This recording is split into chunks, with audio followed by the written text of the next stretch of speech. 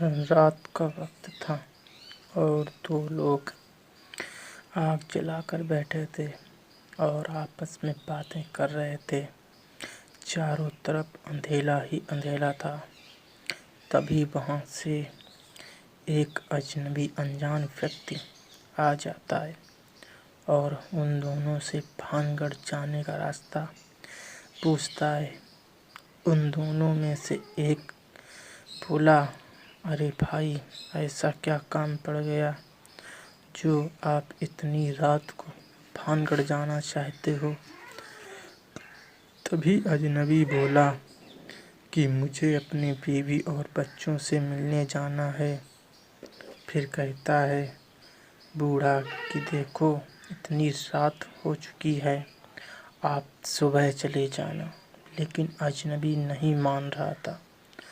तभी दोनों आपस में कहते हैं कि इसे अकेले मत जाने देना, भानगढ़ बहुत ही खतरनाक है। रात के वक्त कोई वापस नहीं आया है। वह दोनों बोले, ठीक है, हम आपके साथ चलेंगे, और हाँ, वहाँ तुम कुछ मत बोलना। वे दोनों उस अजनबी को साथ लेकर चल दिए। रात का समय था, सियार रो रहे थे। भयानक रात में ही बारिश भी होने लगी।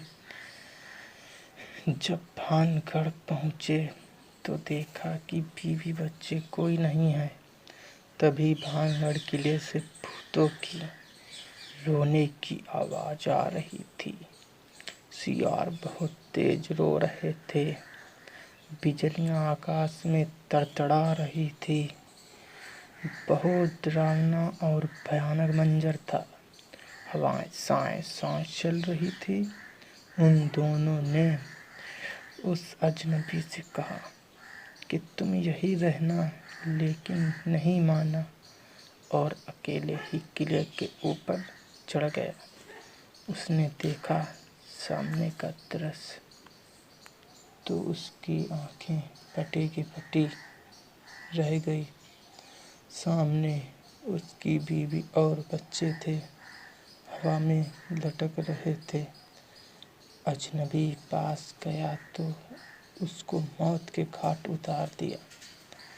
जैसे ही अजनबी के चिल्लाने की आवाज़ सुनाई दी, वैसे दोनों जल्द ही भाग खड़े हुए और आगे देखा कि अजनबी और उसके बीवी बच्चे थे।